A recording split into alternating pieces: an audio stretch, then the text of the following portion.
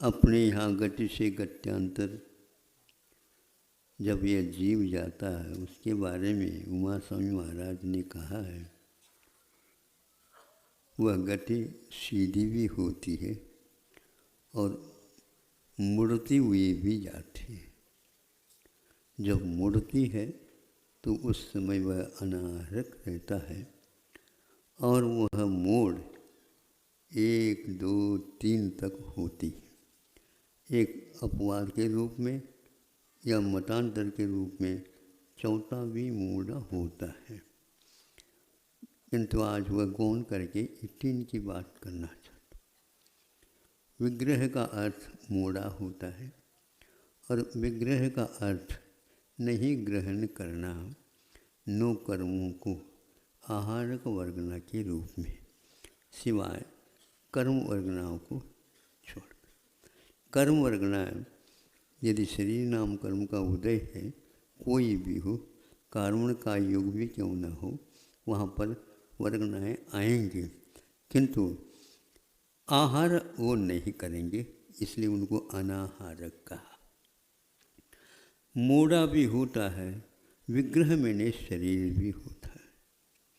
तो शरीर के लिए गति से गत्यांतर जाता वह व्यक्ति आहारक भी होता है और अनाहारक भी होता है। सीधे सीधे गति को धारण करने वाला भी होता है और टेढ़े मेढ़ी भी वह गतियों को धारण करता है, किंतु अनुश्रेणी गति ही यह उसका नियम है। आकाश के प्रदेशों की पंक्ति के नाम श्रेणी है, उस श्रेणी का अमल पंक्ति है, उस पंक्ति से ही वह जा सकता है। यद्वा तद्वा उसकी गति नहीं होती। पगडंडी बात अलग है, लेकिन राजमार्ग में तो हमेशा हमेशा ये नियम चलता है। तो यह मोड़े की बात इसलिए कह रहे हैं, विग्रह की बात इसलिए कही जा रही है, वो टेढ़े का नाम है। आज का दिन सीधा का नाम। माया तैरज्ञों से नहीं चाहिए। अब तो हमें सीधा साधा, जो सीजते हैं वो सीधे होते हैं और जो सीजते नहीं हैं वे एक प्रकार से टर्रा मुँह की भांति बातें करते हैं, जिनका कोई भी कितनी भी सिजाओ पानी में डाल करके वह अंकुरित नहीं होगा। उसकी कोई भी उसके व्यंजन नहीं बन पाएंगे, नहीं समझे। और कोई भी वह उसकी फांकी लेगा और उसमें से एक आध टर्रा मूंग आ जाए, दांतों को भी वो उखाड़ सकता है, नहीं उखाड़ता।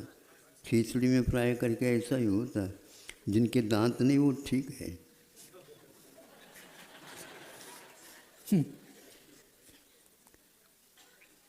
तो ऐसा क्यों हुआ?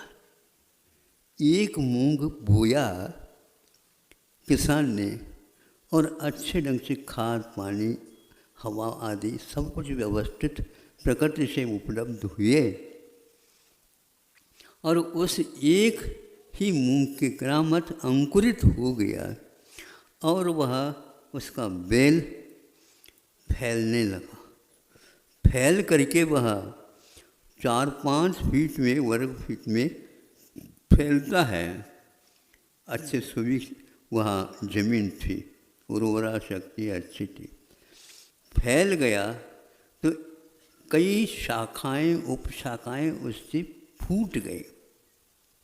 शाखाओं में से और उपशाखाओं से एक पत्ता है, उस पत्र ये दूसरे पत्र के बीच में इस प्रकार वो शाखाएं फैल करके उसमें समय पर फलियाँ लग गई।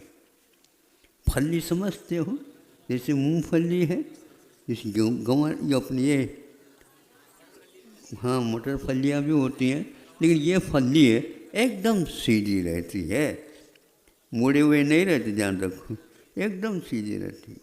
और इसमें किसान देखता है, अरे एक फली में भी 10-12 से भी ज़्यादा मूंग लग रहे हैं, तो अब कितना हजारों फलियाँ हो गई, और उसमें हजारों को गुणित कर दो कितने, ये बहुत गुणित क्रम से हो गया। जब उसको मुगर वगैरह बनाना चाहें तो उस समय उसकी भी पहचान हो जाती। पहले वह उसको पानी में अच्छे ढंग से डालते थे, फिर बाद में उसको निकाल करके और गर्मी के दिन में मतलब सूर्य प्रकाश में धूप में सुखाते, फिर बाद में उसका दाल बनता। लेकिन उस चक्की से भी वो पार हो करके आ गया। और वह जब खिचड़ी बनाई गई तो उसमें भी वो पार हो गया। हाँ, और जब एक व्यक्ति खाने के लिए बैठा तो उसके दांत को तोड़ दिए। अरे कंकड़ कहाँ से आए? ये लोग क्या करते हैं समझ में नहीं आता। ऐसे करेंगे एक एक दांत निकल जाएंगे तो बत्ती से दूसरी लगानी पड़े, नहीं है तो दलिया और वो और रोटी भी नहीं चबा पाए। क्या हो गया? कुछ नहीं, हमें बिल्कुल अभी चश्मा की आवश्यकता नहीं है। एक दाना गिन करके और जो कुछ भी उसमें कंकर पत्थर है सबको निकाल करके बनाया गया है। ये हमारा कोई दोष नहीं। अरे दांत ही गिर गए, अब कौन सा साक्ष्य दें हम? हो सकता है वह दांत पहले से हिलता हो, गिर गया, लेकिन हमारे आंखें तो बहुत सही सलामत कंकर नहीं, बिल्कुल कंकर तो संभव ही नहीं। हाँ, सूर्य प्रकाश में हमने थाली में रख करके उसका संशोधन किया है। जब समय पर हम इसका उदाहरण दूसरा भी दे सकते हैं, अभी यहाँ नहीं। फिर है क्या ये? तो जब वह निकाला बाहर से, वही टर्रा मूंग आ गया। अरे मूंग तो मूंग है, लेकिन इतना कठिन कैसा रह गया? इतना कैसा रह गया? ये तो चक्की में भी इसको भी ये उसको कुछ नहीं हुआ, सीजता नहीं। अब मैं पूछना चाहता, उपादान कारण सदृशम कार्यम, जो निश्चय से खींचते हैं ना कई लोग स्वाध्याय करके, उनको मैं पूछता हूँ, जैसा बोया वैसा ही वह आया। कहाँ से आया ये? एक मूंग सीजने वाला था, अंकुरित होने वाला था, किंतु नो कर्म की ये करामात है, तो वह इस प्रकार एक विजाति वाला भी उसमें जन्म ले लिया है। मूंग बोएंगे तो मूंग ही आएंगे, लेकिन सारे सारे अंकुरित हो ये नियम नहीं है। मूंग आ गया, यह एक उपादान कारण के समान हुआ, लेकिन सभी सीज जाए ऐसा नहीं। ऐसा क्यों होता? पाक्य शक्तिवश कुछ पकने की क्षमता रखते हैं और कुछ पकने की क्षमता, ये देवागम स्तोत्र में लिखा गया। स्वामी समंतभद्र महाराज ने भव्य और अभव्य के लिए टाइटल दिया, यह शीर्षक दिया। भव्य वह होता है रत्नत्रय की उद्घाटित करने की क्षमता रखता है, वो सीजता है। और जो इस प्रकार नहीं सीजता है वह कभी भी शुद्ध परमिष्टि नहीं बन। तो आज जो सीधा होगा, बिना गांठ का होगा, वह व्यक्ति ही आज के इस धर्म को धारण कर सकता है। अब कितने भी यूं करके बैठ जाओ, इससे ध्यान नहीं लगने वाला। एक व्यक्ति के मुख से सुना, मात्र रीढ़ को सीधे करने मात्र से ध्यान नहीं होता। तो हमने भी ये कहा, मात्र भीड़ को एकत्र करने से सम्यक ज्ञान नहीं होता।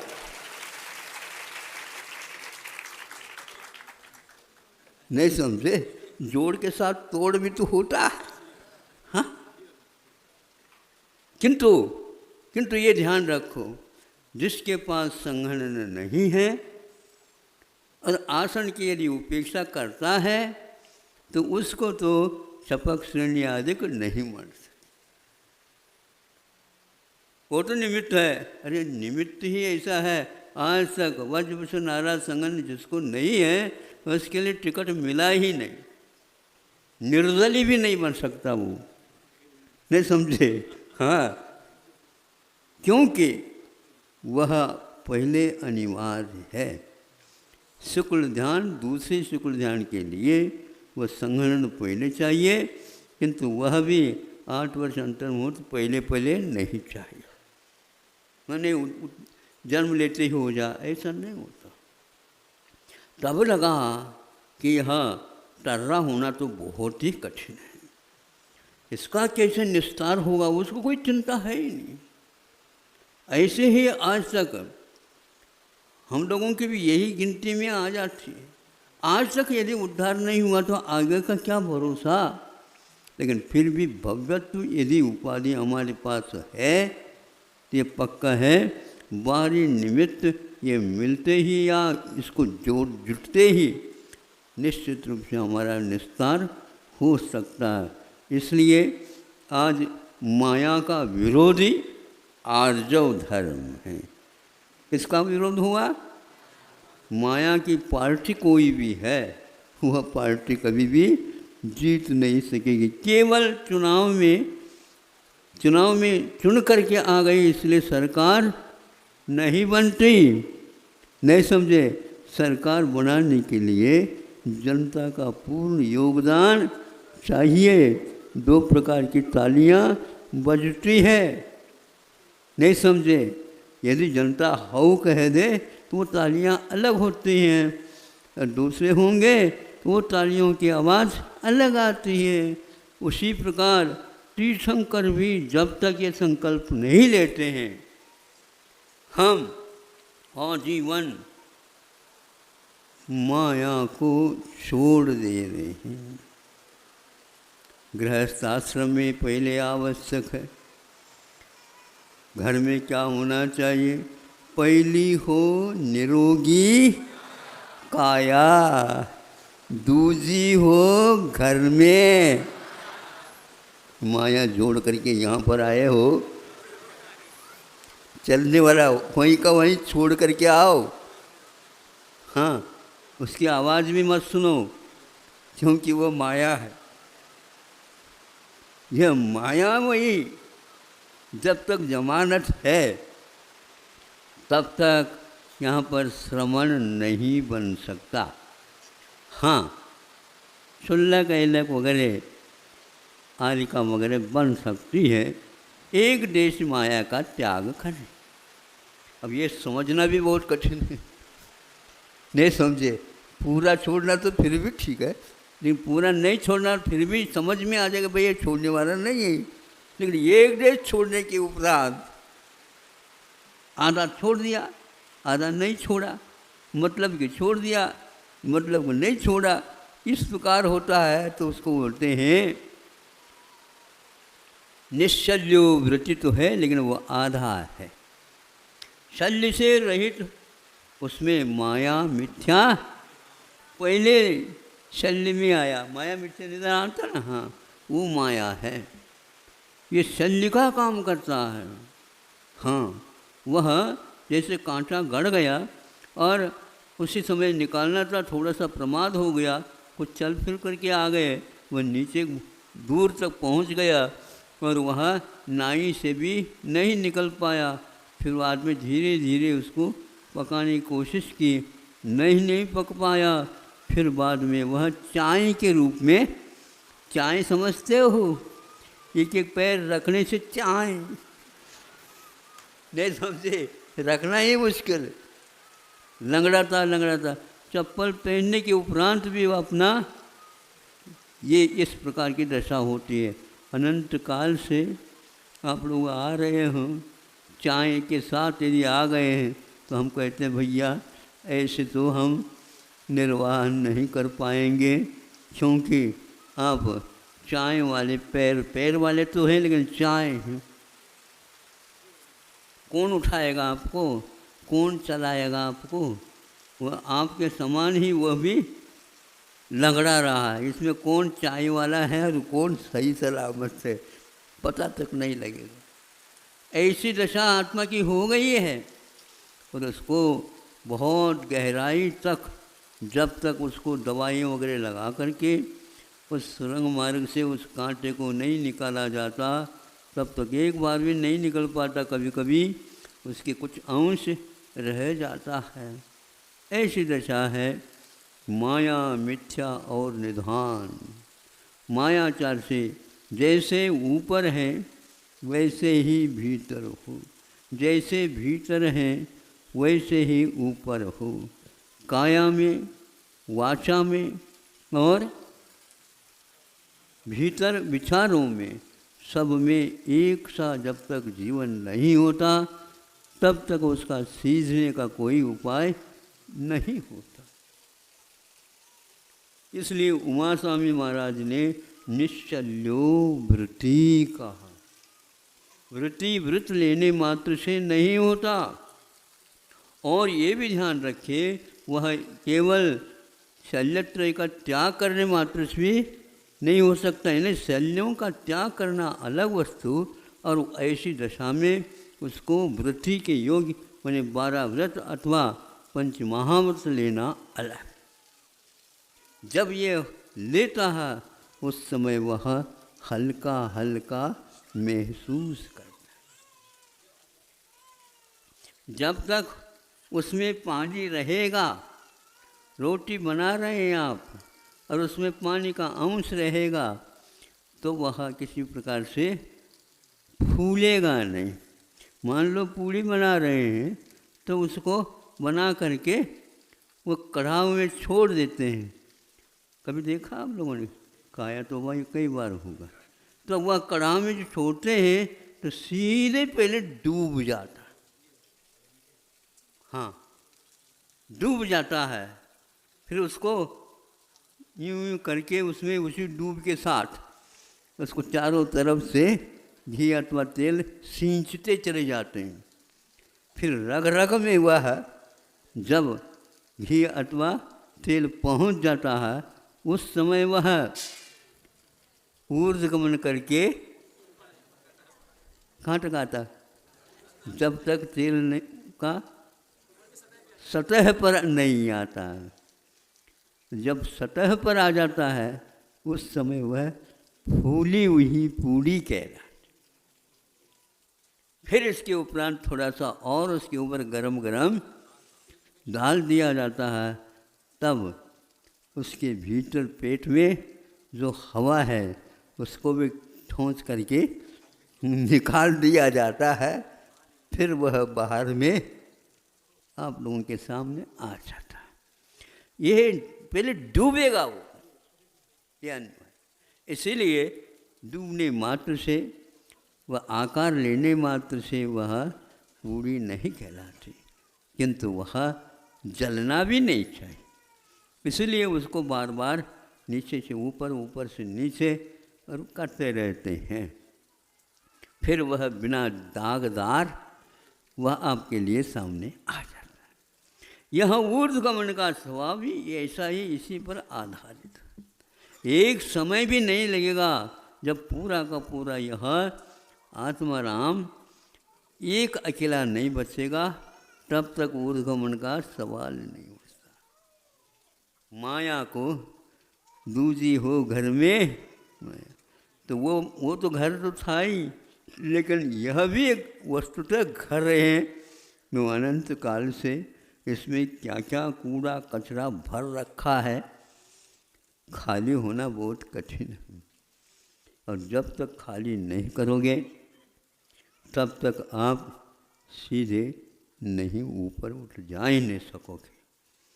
इसलिए आचार्यों ने हमारे लिए क्रोध को भी छुड़ा दिया, मान को भी छुड़ा दिया, और भीतर कुछ न कुछ रहता है।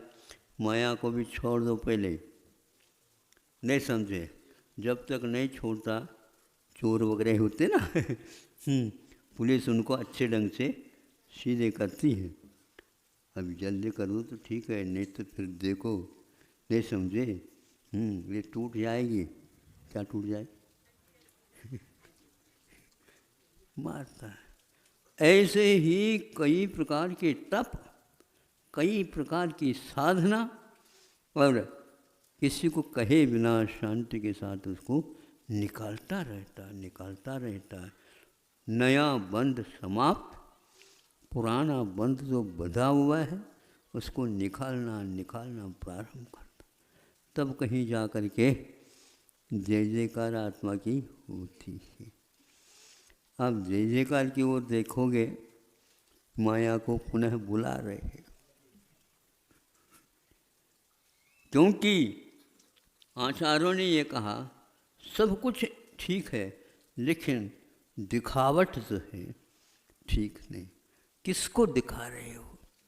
आप जैसे निश्चल्य वृत्ति बनने वालों की संख्या नहीं अनंत हो चुकी।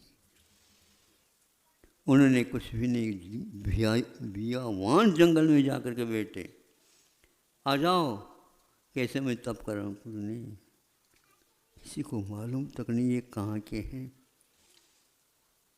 देश से विदेश की ओर आकर के दूसरे राज्य में जा कर के तप को धारण कर लिए, किसी को मालूम नहीं। संगन तो था ही तेज, जंगल में कोई आता है ही नहीं, दिन में जाना भी मुश्किल, रात में कौन आएगा। वहाँ के राजा, वहाँ की सेना अलग है। वह निशाचर रात में घूमते रहते, उसमें भी कोई माया नहीं है, इसलिए शांति से बैठे। उनके पास कौन आएगा? यह श्रद्धान, यह साधना और यह निश्चय अपने आप में बहुत महत्वपूर्ण है। कई लोग ये कहते हैं शल्य के साथ बाहुबली थे, नहीं समझे, उनको आदत पड़ी है भरत जी की पार्टी का समर्थन करने को, नहीं समझे। एक आध बार तो ठीक है, वह बहुत आदिकाल पुराना काल हो गया, फिर भी अभी भी पार्टियां छूट नहीं रही। बाहुबली हाँ द्रविड़ तो थे ही, दिखाने के लिए खड़े हैं। भैया 1 वर्ष तक लगा, इसका अर्थ ये नहीं है वो बहुत बड़ा दोष है, क्षायिक सम्यक दर्शन है। आप उसको द्रविलिंगी कहोगे तो पहले सोच विचार करके कर। महाराज जी ने तो लिखा अपने अष्टबाहुर में द्रविलिंगी से, द्रविलिंगी कई व्यक्ति होते हैं। हाँ मुनि महाराज हैं, किंतु श्रेणी में नहीं चढ़ पा रहे जहाँ से पूर्ण परीक्षा होने वाले। श्रेणी वो भी उपशम श्रेणी है, क्षपक श्रेणी चलना चाहिए। केवल छठा सातवां होगा ही रहता है, उसके नीचे नहीं आएगा, नहीं सही। लेकिन बाहुबली नीचे भी आ सकते थे, और भरत जी नीचे कहाँ पर? मुनि बनने के उपरांत वो छठे में और छठे से नीचे भी आ सकते। चतुर्थ समय दर्शन से नीचे नहीं आ सकता, ये है इसका। अविरत न बने इसने कहा, बन सकता है। यही हुआ था। 1 वर्ष तक कड़ी तपस्या की, फिर बाद में उन्हें केवल ज्ञान की प्राप्ति। नहीं महाराज ऐसा नहीं है, आप जो है उन्हीं का समर्थन कर रहे हो। नहीं, मैं समर्थन नहीं कर रहा हूँ, सही बात कह रहा हूँ। नहीं है तो आपको ही हाउ बाद में कहना पड़ेगा, पहले से हाउ कह दो। हाउ संकोच के साथ मत कहो, हाँ स्पष्ट कहो, हाउ महाराज, ठीक है। अब आगे हम कहते सुनो, यदि उनके पास फिर भी शल्य था तो हमें बताओ, वृषभनाथ भगवान को कितनी तपस्या की, कितनी बार आहार के लिए उठे? हाँ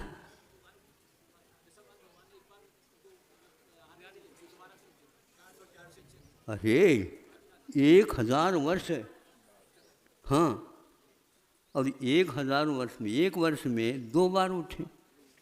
जितना कहना चाहते हो ना, मैं पहले से हूँ कह रहा हूँ, आपको भी हाँ हाँ कहना चाहिए था। तो 1 साल में 2 बार उठे, 1000 वर्ष में 2000 बार उठे। ये बाहुबली भगवान उठे ही नहीं। तो ये सही मार्ग पर थे क्या वो सही मार्ग में थे, बताओ। और तीनों के पास क्षायिक सम्य दर्शन था। उनको 1000-2000 बार भोजन करना पड़ा, तब कहीं जा कर के केवल ज्ञान लक्ष्मी उन्हें प्राप्त हो गई। तो इतने दोष उनके पास होगा, तो बाहुबली की अपेक्षा से विश्वनाथ भगवान के पास जो सैन्य था वो बहुत गहराई तक था। हाउ कह दो फिर। उस प्रकार यदि आप हाउ कहलवाना चाहते हो तो हम भी ये कहलवाएंगे। इसलिए अब तो पक्षपात छोड़ दो। वस्तुतः है भीतरी परिणति क्या होती है इसका निर्णय हम नहीं ले सकते। केवल ज्ञान होने के उपरांत भी योग निग्रह के लिए भी निकले, विश्वनाथ भगवान को सबसे ज़्यादा काल लगा बताते हैं। और कुछ तीर्थंकरों के लिए एक आध दिन पर्याप्त हो जाएगा। तो उनके और इनके साधन में अंतर होगा, परीक्षाएं भिन्न भिन्न होगी नहीं, उतना काल अपेक्षित था तब वह होगा। कहीं मान लो बादल गड़गड़ाहट के साथ वर्षा जोरदार हो रही है, नहीं समझे, आपका वह धोती, आपकी धोती वह सूख ही नहीं, और किसी को धोती बहुत जल्दी सूख गए, क्यों क्या बात हो गई? तो भैया ऐसा है कि वर्षा हो रही है तो वहाँ पर उमस तो है ही नहीं, तो वो सूखे गए ऐसे। तो जहाँ पर आप रहते वहाँ पर वो बादल वगैरह नहीं थे, वो सूख गया। इसी प्रकार द्रव्य क्षेत्र काल भाव की अपेक्षा से उनके योग निग्रह में भी, तपस्या के काल में भी सब कुछ है। भरत जी को अंतर्मुहूर्त में हो गया महाराज, ये क्या कारण बताओ?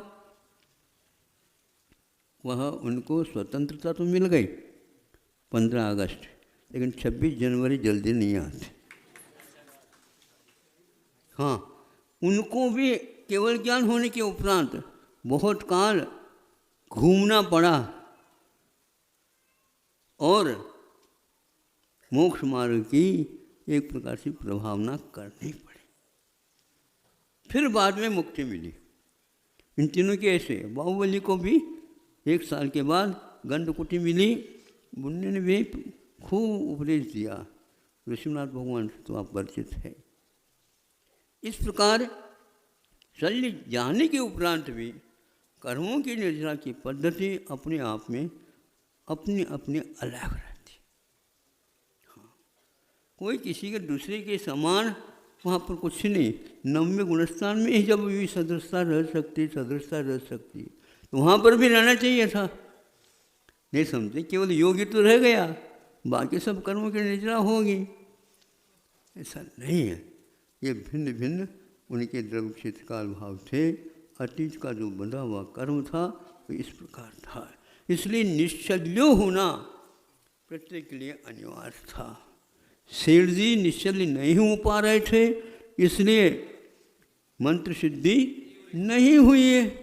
मंत्र में कोई कमी था? मंत्र में कोई कमी नहीं, देने वाले के पास भी कोई कमी नहीं, लेने वाले के पास भी कोई कमी नहीं, लेकिन डर नहीं निकल रहा। जैसे बच्चों को परीक्षा के पेपर सामने आ जाए, महाराज आशीर्वाद दो, डर लग रहा है। डरते क्यों? हाँ, आपकी परीक्षा है, डर की परीक्षा तो है ही नहीं। अच्छा लगे तो कहो, हम नंबर लेकर के रहेंगे, ऐसा निश्चय होता है। इसको निशंक बोलते हैं। हाँ, वीतराग सम्यक दर्शन इसी को बोलते हैं। पहाड़ भी टूट जाए तो मन में ये आना चाहिए, चोट लग गई होगी पहाड़ को, नहीं समझे? पहाड़ को, हाँ, हमारे निमित्त से हमारे ऊपर गिर गया, तो उसको सोचना चाहिए था किसने फेंक दी, क्या पता पहाड़ टूट गया। तो भैया तुमको कुछ लगा तो नहीं? मन में तो विचार करो, दया है कि नहीं आपके पास? बिल्कुल। हाँ, नीचे देखते हैं, इसलिए देखते हैं कहीं कंकरों को हमारा पैर चुभ न जाए।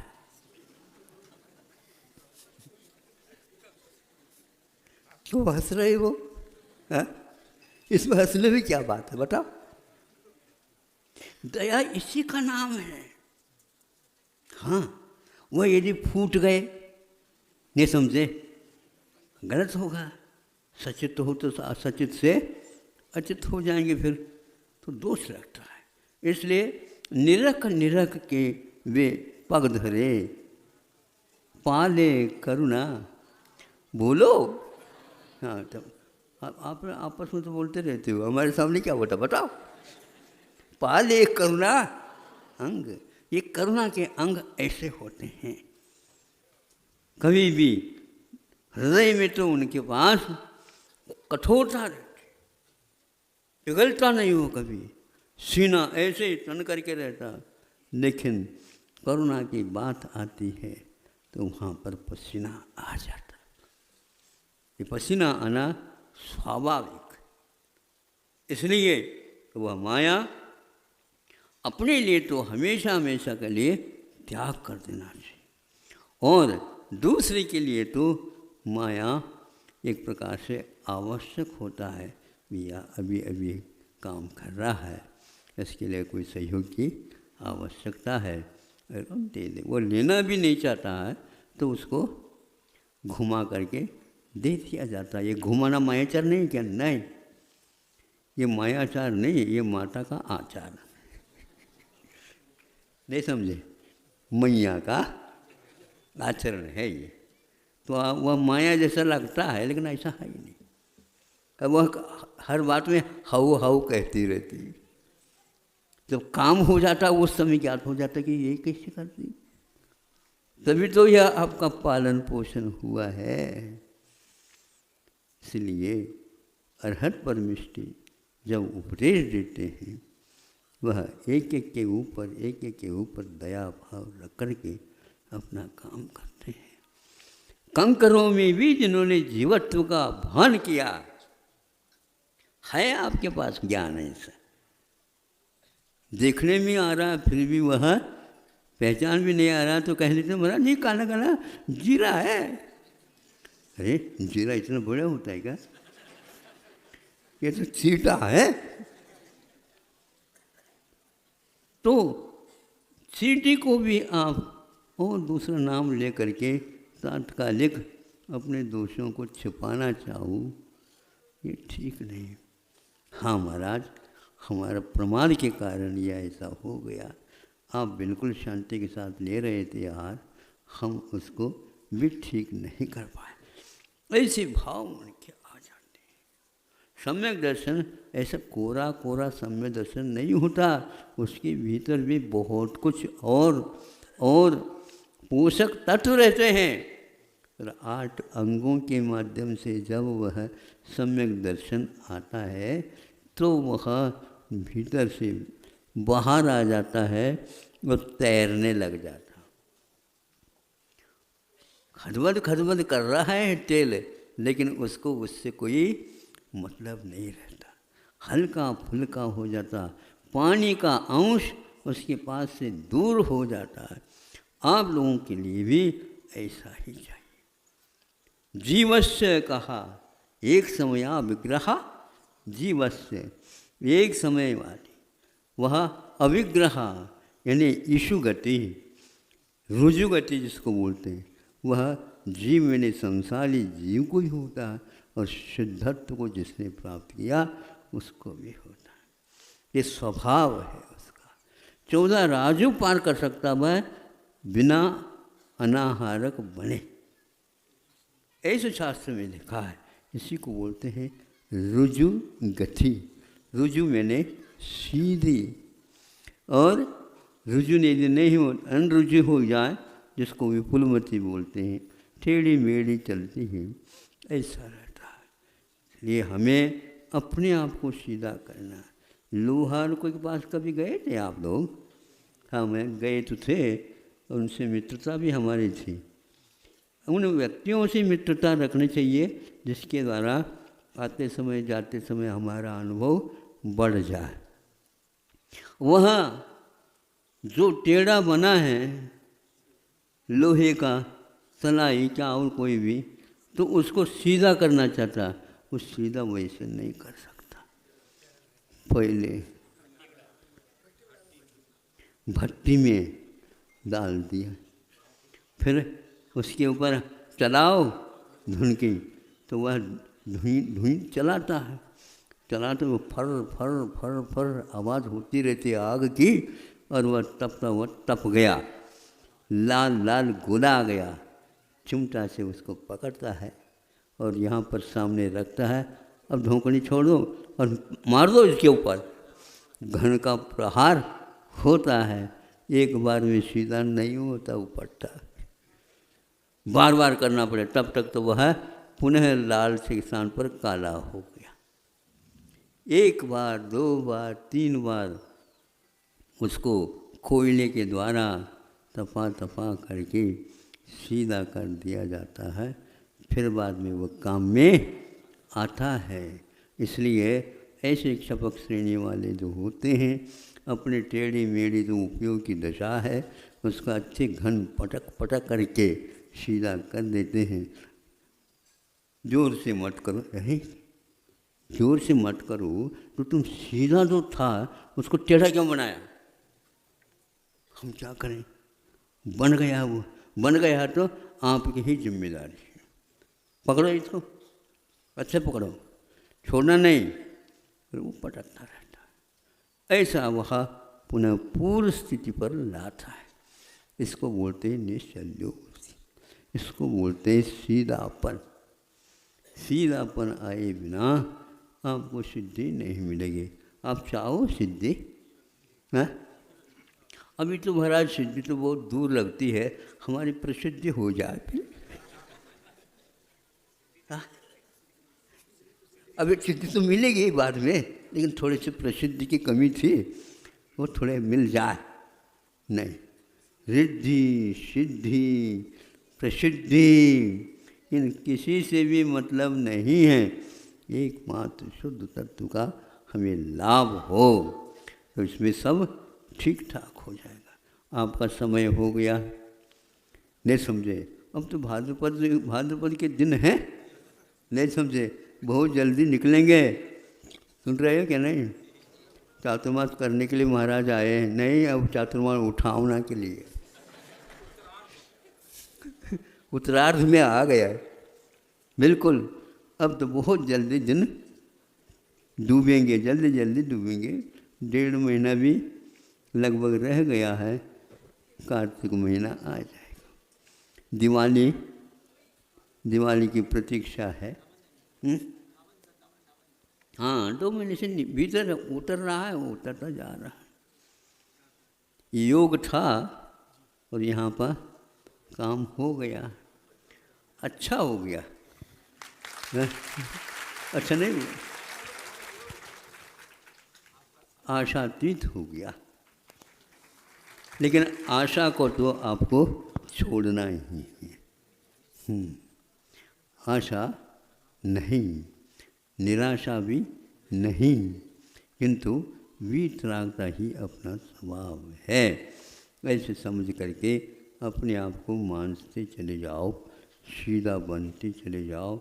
यह देवता रूप है महाराज, घर में ये सीधा सादा लड़का है। ठीक ठीक है, उसके नाम से आप प्रसिद्धि को आ रहे हो। बिल्कुल ऐसे होते हैं संतान, तो इस प्रकार के काम करते हैं तो वह परिवार और पीढ़ी दर पीढ़ी तक उसका प्रभाव आगे और पीछे चारों तरफ पड़ता चला जाता है। यही एकमात्र मार्ग प्रभावना का साधन है। अहिंसा परमो धर्म।